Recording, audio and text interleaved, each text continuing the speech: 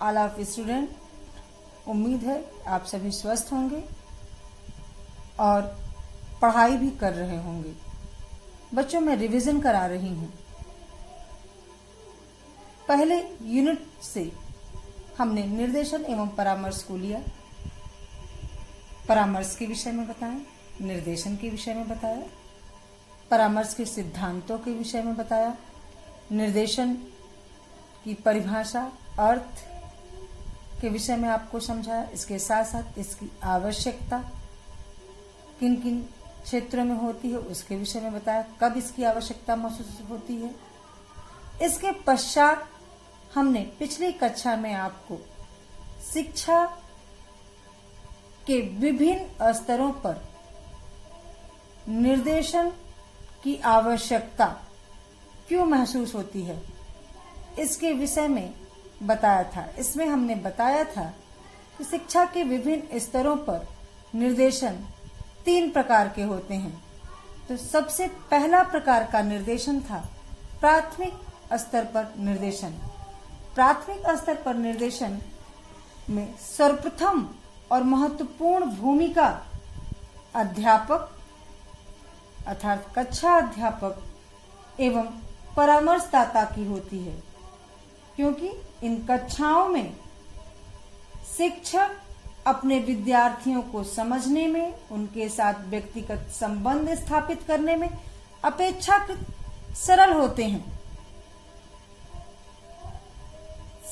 स्वभाव उनका सरल होता है और वो सफल भी होते हैं। भारत जैसा देश जहाँ की जनसंख्या बहुत ज्यादा है, वहां पर अध्यापक छात्र का अनुपात बहुत विषम होता है बच्चों, और उसमें अध्यापक द्वारा इस प्रकार के संपर्क को स्थापित करने में कठिनाई का भी अनुभव होता है। फिर भी अध्यापक इस दिशा में यथासंभव प्रयत्नशील होने चाहिए, क्योंकि बच्चा प्राथमिक विद्यालय में पहली बार आया है, तो सबसे पहले अध्यापक का कर्तव्य होता है कि वह विद्यार्थी को समझे, विद्यार्थी की व्यक्तिगत समस्याओं को समझे, साथ ही साथ बच्चे की शारीरिक एवं संवेगात्मक कठिनाइयों को समझकर स्कूल के चिकित्सक एवं निर्देशन कार्यकर्ता की सलाह से समाधान करने का प्रयास करें और बच्चों को ऐसे कौशलों से सिखाना है जिससे कि विषय रुचिकर हो, विद्यालय में उनका मन लगे, विद्यालयों को नियमों को जानने समझने में अध्यापक महत्वपूर्ण भूमिका निभाते हैं। इसके साथ साथ उन्हें सीखने और आधारभूत ज्ञान प्राप्त करने में वे उचित दृष्टिकोण बच्चों के अंदर पैदा करते हैं कि वह विद्यालय के कार्य के प्रति आशावान हों, पठन पाठन में भाग लें, सामाजिक रीति रिवाजों एवं क्रियाओं को समझें और समझने के पश्चात वे उनमें समायोजन स्थापित करें। यह तो बच्चों पहला स्तर था, प्राथमिक स्तर, जिसको हमने अभी भी संक्षेप में आपको समझाया। दूसरा स्तर आता है माध्यमिक विद्यालयों में निर्देशन सेवाएं। माध्यमिक विद्यालयों में निर्देशन सेवाएं क्यों आवश्यक हैं? प्राथमिक विद्यालय में तो निर्देशन सेवा देने में कठिनाई होती है, लेकिन फिर भी दिया जा सकता है। यह इतना व्यापक क्षेत्र नहीं होता है, इसकी व्यापकता बहुत ज्यादा नहीं होती है। क्यों? क्योंकि प्राइमरी लेवल पे एक कक्षा में एक ही अध्यापक सभी विषयों को पढ़ाता है, जबकि माध्यमिक विद्यालयों में निर्देशन का क्षेत्र प्राथमिक विद्यालयों की अपेक्षा कहीं व्यापक होता है। क्यों? क्योंकि माध्यमिक विद्यालय में अध्यापक विषयवार कक्षा में पढ़ाते हैं, इसलिए बच्चों से उनका अधिक संपर्क नहीं हो पाता है। इस कारण माध्यमिक एवं उच्चतर माध्यमिक स्तर पर निर्देशन सेवा में विशिष्टकृत कर्मचारियों की सेवा की अधिक आवश्यकता पड़ती है। अध्यापक के साथ साथ इन विद्यालयों में निर्देशन एवं परामर्श यानी प्रशिक्षण युक्त अधिकारियों की भी आवश्यकता पड़ती है। और यह आवश्यकता क्यों पड़ती है? क्योंकि विद्यार्थियों की शैक्षिक, व्यवसायिक, सामाजिक एवं निजी समस्याओं के समाधान के लिए निर्देशन की आवश्यकता पड़ती है। निर्देशन के माध्यम से इनकी निजी समस्याओं के लिए अधिक व्यवस्थित एवं व्यापक सेवाओं की आवश्यकता पड़ती है, जिन्हें निर्देशन के माध्यम से पूर्ण किया जाता है। भारत में माध्यमिक एवं उच्चतर माध्यमिक विद्यालय में अभी ऐसे विद्यालय केवल उंगलियों पर गिने जाने योग्य हैं, जहां पर इस प्रकार की सेवाएं उपलब्ध हैं। बच्चों, यहाँ जनसंख्या बहुत ज्यादा है। हमने पहली बार ही बताया कि प्राथमिक कक्षाओं में बच्चों से संपर्क स्थापित करना व्यक्तिगत रूप से, और उनको संपर्क स्थापित करने के बाद उनको उनके कौशलों के विषय में ज्ञान, विद्यालय के विषय में, इन सभी सामाजिक रीति रिवाजों के विषय में ढालने के लिए एक अध्यापक को कठिनाई अनुभव हो सकता है, लेकिन करना पड़ता है। लेकिन क्या आपको यह बात पता है कि क्या प्राथमिक स्तर पर और माध्यमिक विद्यालयों में अध्यापक के अलावा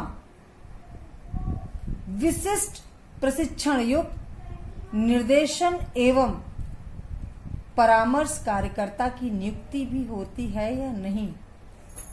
तो यहां पे रिजल्ट ना के बराबर आता है। क्यों?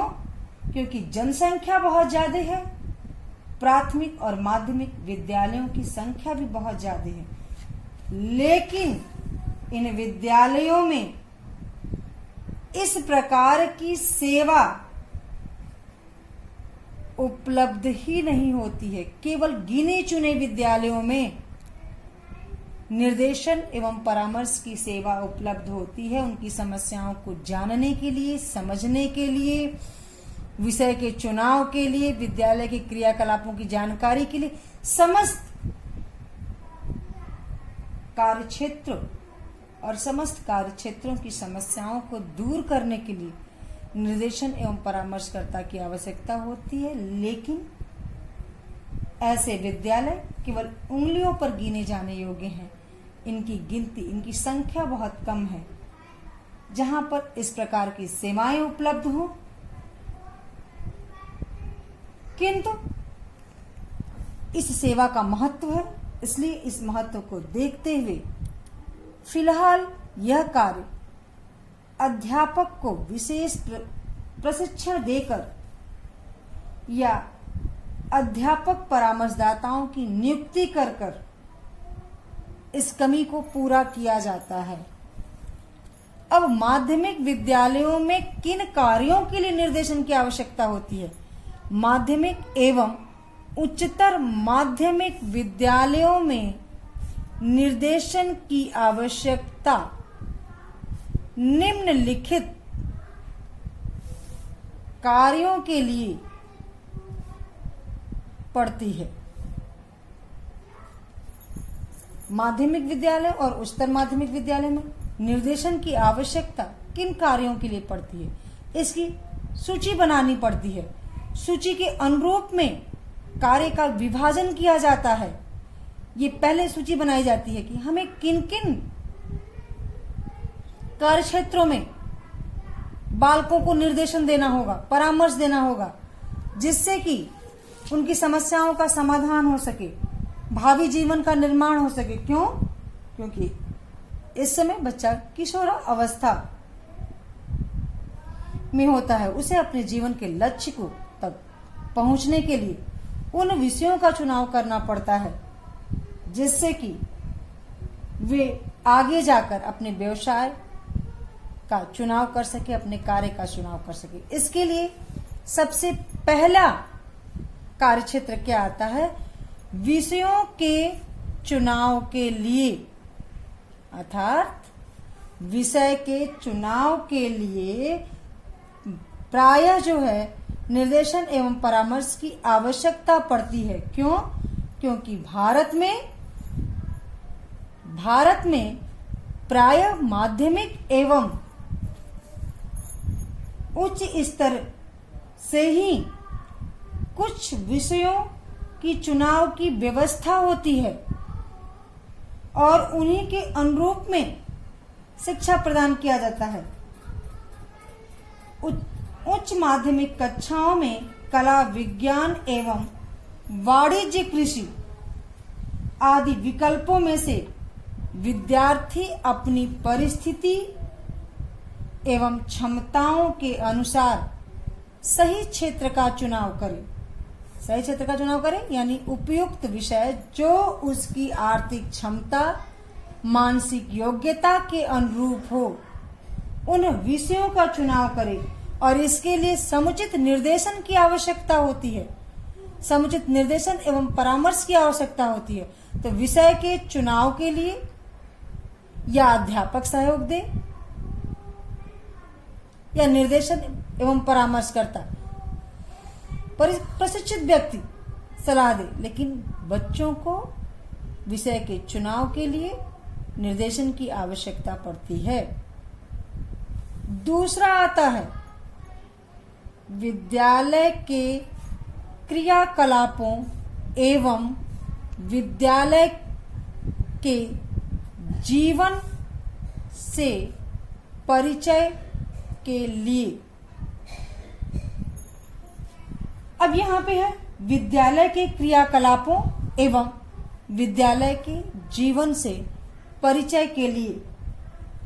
तो इसमें बच्चा जब विद्यार्थी नए विद्यालयों में प्रवेश लेते हैं, जब विद्यार्थी नए विद्यालय में आता है तो उसके सामने बहुत सारी समस्याएं आती हैं।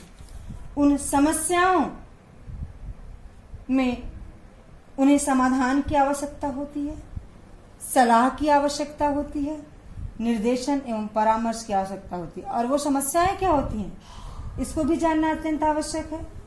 तो विद्यार्थियों के सामने समस्याएं आती हैं। सबसे पहले नए नए साथियों के बीच एवं अध्यापकों के बीच समायोजन की समस्या, विद्यालय के वातावरण के साथ समायोजन की समस्या। क्यों? क्योंकि विद्यालय का वातावरण उस विद्यार्थी के लिए नया होता है, पाठ्यक्रम नया होता है। इन सभी में वह कठिनाई का अनुभव करता है। इस कठिनाई को दूर करने के लिए विद्यालय निर्देशन सेवाएं, विद्यालय से निर्देशन सेवाएं प्राप्त हो सके या निर्देशन एवं परामर्श के माध्यम से उनके इन समस्याओं का समाधान करे। इनमें सबसे पहले विद्यार्थी को कुछ प्रारंभिक परिचय, में सबसे पहले विद्यार्थी को विद्यालय के विषय में कुछ प्रारंभिक परिचय विद्यालय निर्देशन सेवा के माध्यम से दिया जाए, जिससे कि वे विद्यालय के क्रियाकलापों एवं विद्यालय के जीवन से परिचित हो सकें। तीसरा आता है बच्चों विद्यार्थी की स्वास्थ्य संबंधी आवश्यकताएं। अब आपके दिमाग में आता होगा कि माध्यमिक विद्यालय में अध्यापक एवं परामर्श कार्यकर्ता क्यों विद्यार्थी की स्वास्थ्य संबंधी निर्देशन एवं परामर्श देगा? तो बच्चों यहाँ पे सबसे पहले ये जानना आवश्यक है कि जो बालक है, जो विद्यार्थी है, वह देश का कर्णधार है। आने वाले समय में वह देश, समाज, परिवार के लिए महत्वपूर्ण भूमिका निभाएगा। और जो देश का कर्णधार कहे जा रहे हैं, अगर उनके शारीरिक एवं मानसिक स्वास्थ्य संबंधी आवश्यकता का ध्यान नहीं रखा जाएगा तो उन्हें हम समुचित शिक्षा कैसे प्रदान कर सकते हैं? इसमें अध्यापक एवं निर्देशन, परामर्श कार्यकर्ता, इन तीनों की भूमिका होती है कि बच्चों की शारीरिक एवं मानसिक स्वास्थ्य संबंधी आवश्यकताओं को ध्यान में रखते हुए निर्देशन सेवा को संगठित रखना चाहिए और उनके स्वास्थ्य संबंधी जो भी समस्याएं हैं उनको दूर करने का प्रयास करें, जिससे कि बच्चा विद्यालय में अपनी भूमिका, अपने कार्यों, पठन पाठन में रुचि ले सके और अपने कर्तव्यों का निर्वाह कर सके। इसके लिए निर्देशन की आवश्यकता होती है। चौथा आता है बच्चों पाठ्य सहगामी क्रियाकलाप। पाठ्य सहगामी क्रियाकलाप से यहाँ क्या तात्पर्य है बच्चों? आप भी महाविद्यालय में पढ़ते हैं, माध्यमिक विद्यालय में भी पढ़े होंगे। तो प्रत्येक विद्यालय में बच्चों के समुचित विकास में पाठ्य सहगामी क्रियाकलाप भी करवाए जाते हैं और इन क्रियाकलापों का बालकों के विकास और बालकों के जीवन में महत्वपूर्ण भूमिका होती है। इसके महत्व को हम नकार नहीं सकते हैं। तो पाठ्य सहगामी क्रियाकलाप के अंतर्गत कौन कौन से क्रियाकलाप आएंगे? जैसे कॉलेज में या माध्यमिक विद्यालय में वाद विवाद प्रतियोगिता, छात्र क्लब, विद्यार्थियों की सामाजिक सेवाएं, विद्यार्थी जो समाज में सेवाएं प्रदान करना चाहता है, सहायता प्रदान करना चाहता है, एनजीओ के रूप में कार्य करना चाहता है, इन सभी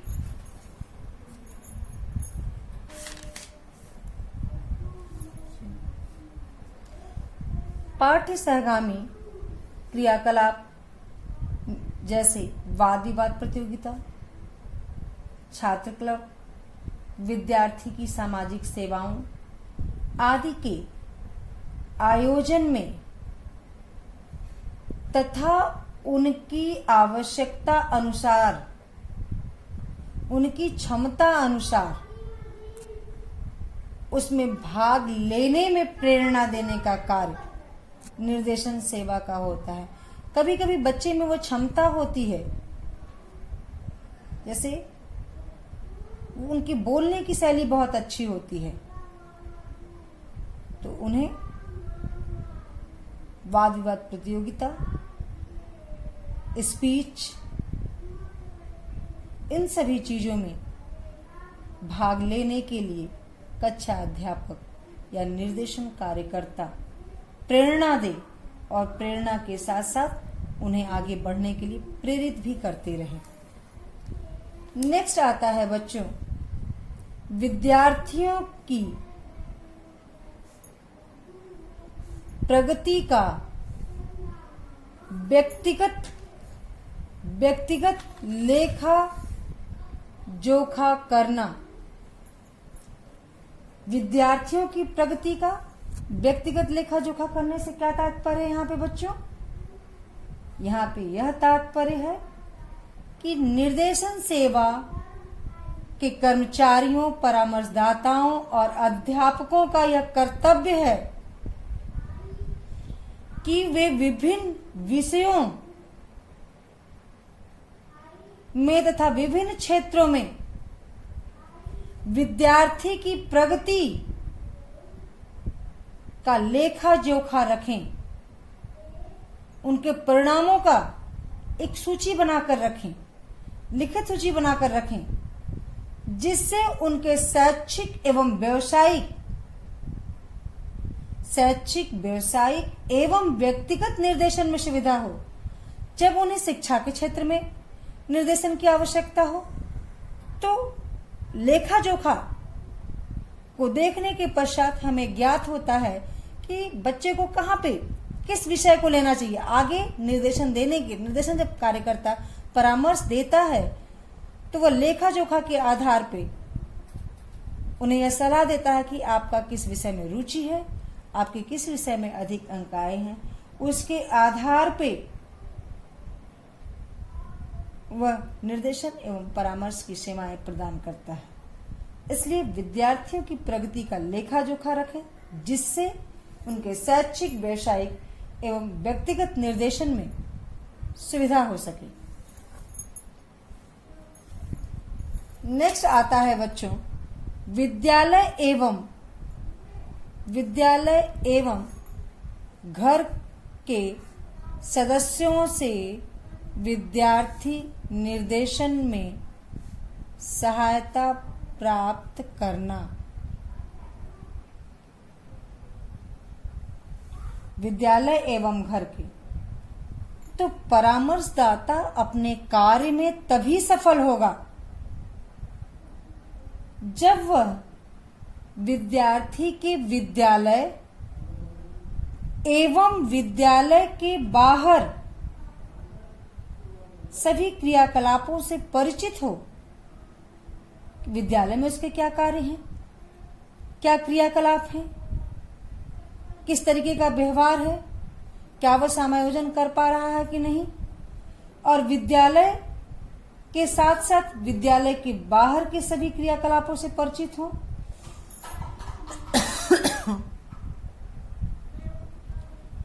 जब वह विद्यालय और विद्यालय के बाहर के क्रियाकलापों से परिचित होंगे तभी वह माध्यमिक स्तर पर विद्यालय सेवा का कर्तव्य कर पाएंगे। यानी जब वह विद्यार्थी के विद्यालय के क्रियाकलापों और विद्यालय के बाहर के क्रियाकलापों के विषय में जानकारी लेते हैं तो माध्यमिक स्तर पे आने के पश्चात विद्यालय निर्देशन सेवा का कर्तव्य है वह घर के सदस्यों का सहयोग निर्देशन के कार्य में प्राप्त करे। माध्यमिक स्तर पे बच्चों को निर्देशन प्रदान करना है तो निर्देशन सेवा कार्यकर्ता का यह कर्तव्य बनता है कि वह बच्चों के माता पिता से भी सहयोग ले, उनके अभिभावकों से भी सहयोग ले, क्योंकि अभिभावक ही उन्हें एक अच्छे तरीके से बता सकते हैं कि बच्चे में क्या गुण है, क्या अवगुण है, क्या रुचि है, क्या अरुचि है, क्योंकि अभिभावक अपने बच्चों को भली प्रकार से समझते हैं, देखते हैं और वह सही जानकारी प्रदान करते हैं, जिससे निर्देशन सेवा प्रदान करने में सहायता प्राप्त होती है। अब सबसे अंतिम कार्य आता है, निर्देशन कार्य में सबसे अंतिम कार्य ये आता है कि अध्यापन एवं निर्देशन सेवा के कार्यकर्ताओं में सहयोग। माध्यमिक स्तर पर ही केवल निर्देशन की आवश्यकता नहीं होती है, बल्कि सभी स्तरों पर अध्यापक एवं परामर्शदाता का सहयोग बालक की समुचित समस्याओं में समुचित निर्देशन के लिए आवश्यक होती है। बालक को सही निर्देशन के लिए केवल हम प्राथमिक स्तर और माध्यमिक स्तर पर ही उन्हें निर्देशन की सेवाएं नहीं प्रदान कर सकते हैं। निर्देशन की प्रक्रिया जीवन पर्यंत होती है और बालकों की समस्याओं में उन्हें समुचित निर्देशन के लिए आवश्यक है कि अध्यापक एवं परामर्शदाता का सहयोग प्राप्त हो, यानी इन दोनों में संबंध अच्छे हों, तभी दोनों मिलकर कार्य करेंगे। माध्यमिक विद्यालय में चूंकि विद्यार्थी के भारी व्यवसायिक लक्ष्यों को विशेष रूप से ध्यान दिया जाता है, माध्यमिक विद्यालय तक आते आते बच्चा किशोर अवस्था के अंतिम पड़ाव पर होता है। इस समय उसके सामने उसके व्यवसायिक लक्ष्य होते हैं। उन लक्ष्यों को विशेष रूप से ध्यान में रखा जाता है और रखकर ही उन्हें सहयोग प्रदान की जाती है। माध्यमिक स्तर पर निर्देशन अत्यंत महत्वपूर्ण हो जाता है। क्यों? क्योंकि इसी स्तर पर आने के पश्चात किशोर तरुण अथवा युवा वर्ग, हमने अभी कहा ना, किशोरावस्था का अंतिम पड़ाव यानी युवा अवस्था का शुरुआत या तरुणावस्था का शुरुआत। अब वो अपने भावी जीवन के लक्ष्य को निर्धारित करना चाहता है, लक्ष्य को प्राप्त करना चाहता है। इसके लिए उसे सही दिशा की ओर अग्रसर करना, सही दृष्टिकोण देना, उसके लक्ष्य को में आगे बढ़ाने के लिए कि वह बड़ा होकर क्या करना है, उसे क्या बनना है, इसकी रूपरेखा माध्यमिक स्तर पर ही निर्धारित हो जाती है और उनके इसी रूपरेखा के अनुरूप ही उचित निर्देशन एवं परामर्श की आवश्यकता होती है। और यह उचित निर्देशन एवं परामर्श अध्यापन एवं निर्देशन सेवाओं के कार्यकर्ताओं के सहयोग से ही संभव होगा। इनका सहयोग रहेगा तभी हम बच्चों को उज्जवल भविष्य की प्राप्ति हो पाती है। दूसरा स्तर कंप्लीट होता है। अब आता है तीसरा स्तर।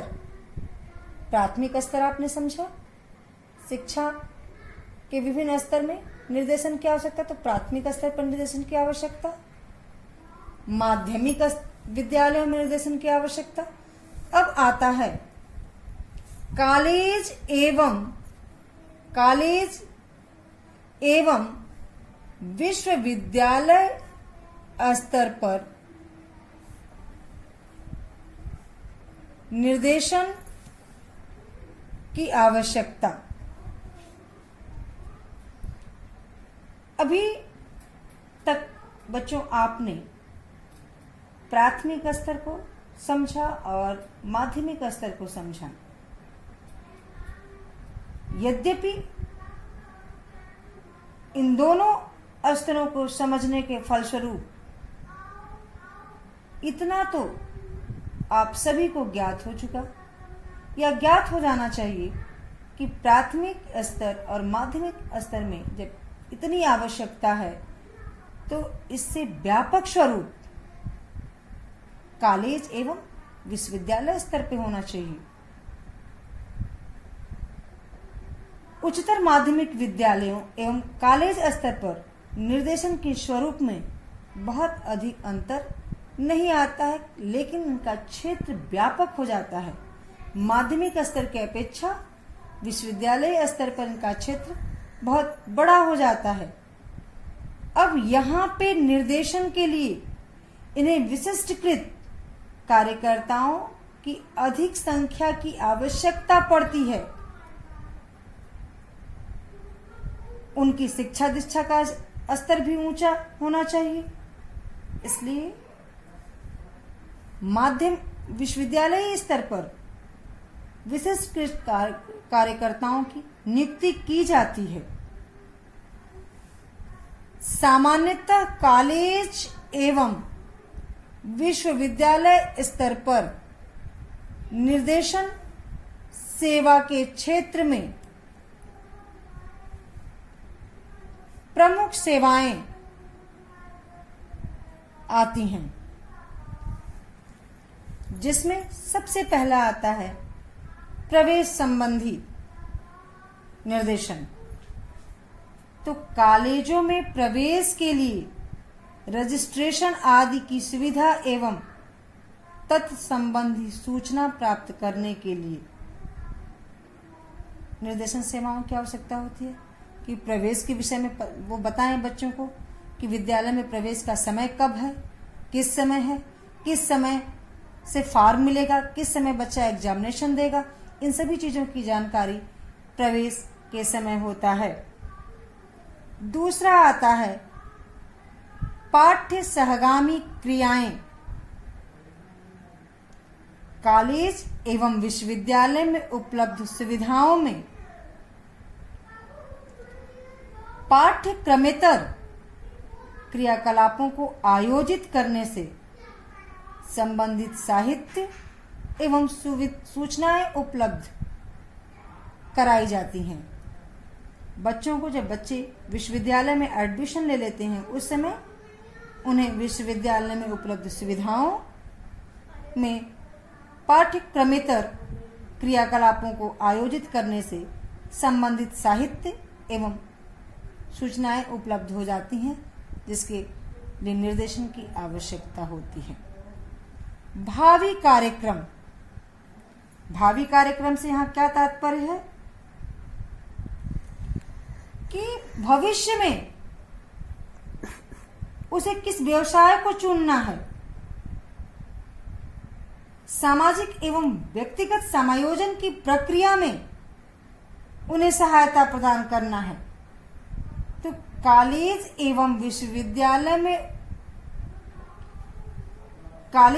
विश्वविद्यालय के द्वारा विद्यार्थी के भावी कार्यक्रमों एवं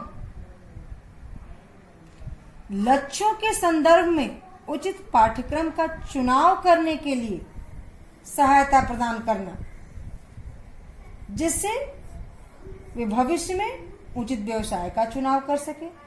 सामाजिक एवं व्यक्तिगत समायोजन की प्रक्रिया में उनको सहायता प्राप्त हो सके। तो भावी कार्यक्रम के माध्यम से उन्हें विषयों के और पाठ्यक्रम के चुनाव की सहायता प्रदान की जाती है निर्देशन के माध्यम से। स्वास्थ्य सेवाएं। स्वास्थ्य सेवाएं जिनमें शारीरिक एवं मानसिक दोनों प्रकार की सेवाएं आती हैं, यह भी विद्यार्थियों को प्रदान किया जाता है। नेक्स्ट आता है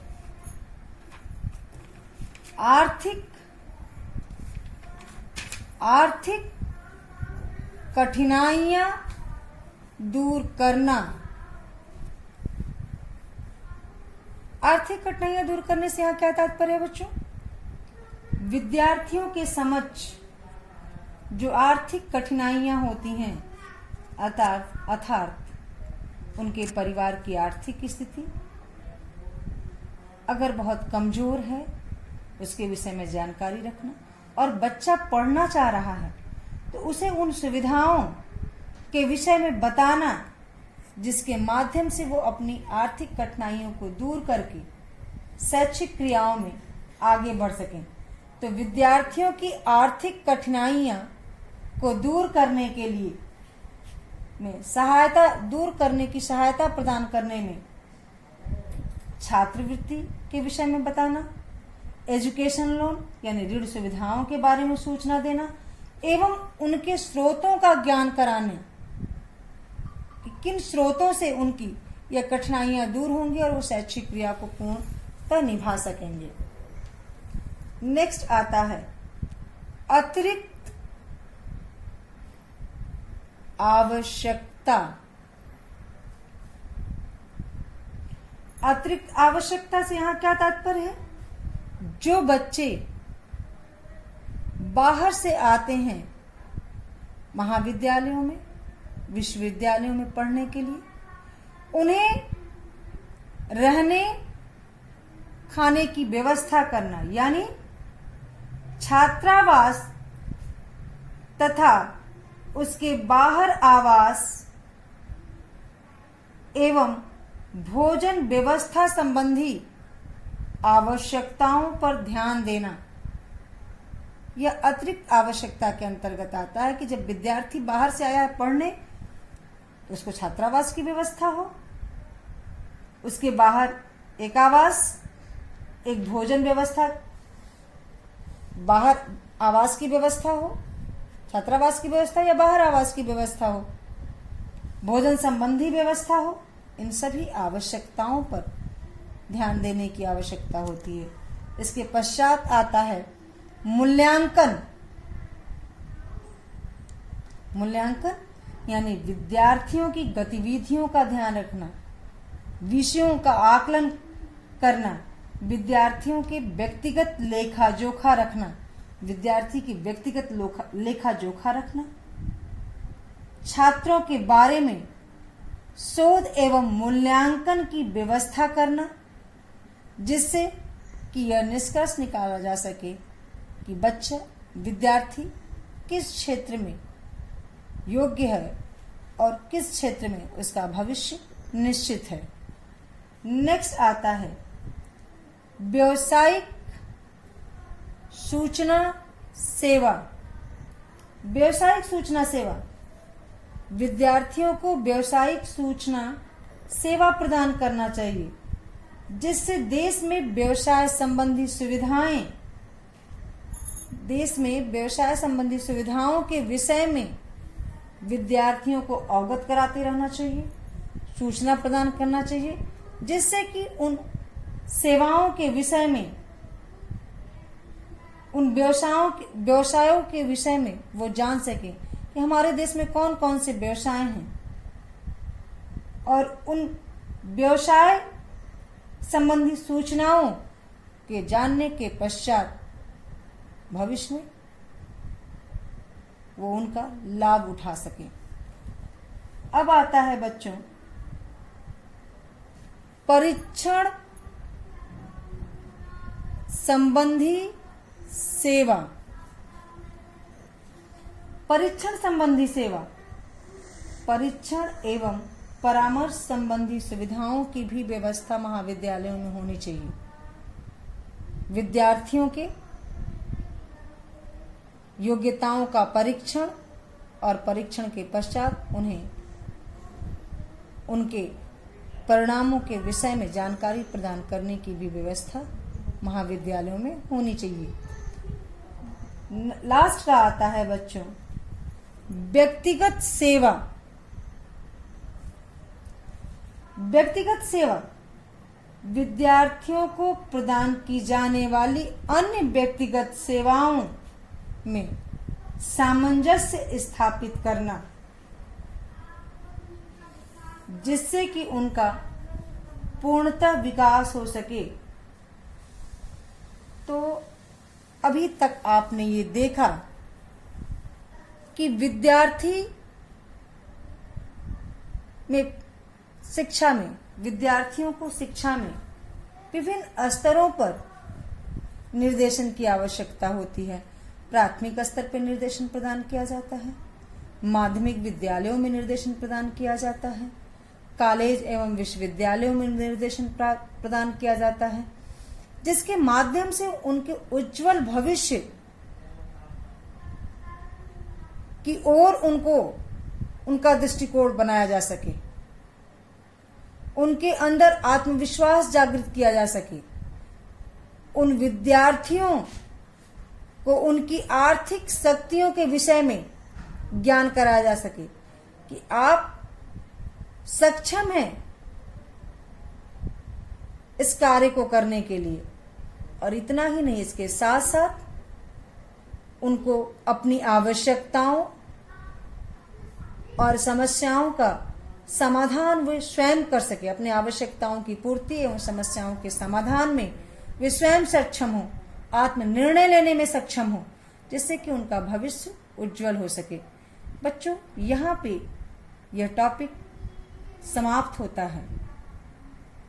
यह फर्स्ट यूनिट का फर्स्ट टॉपिक यहीं पे समाप्त होता है। अब हम इस यूनिट के दूसरे टॉपिक को कल पढ़ाएंगे। Thank you.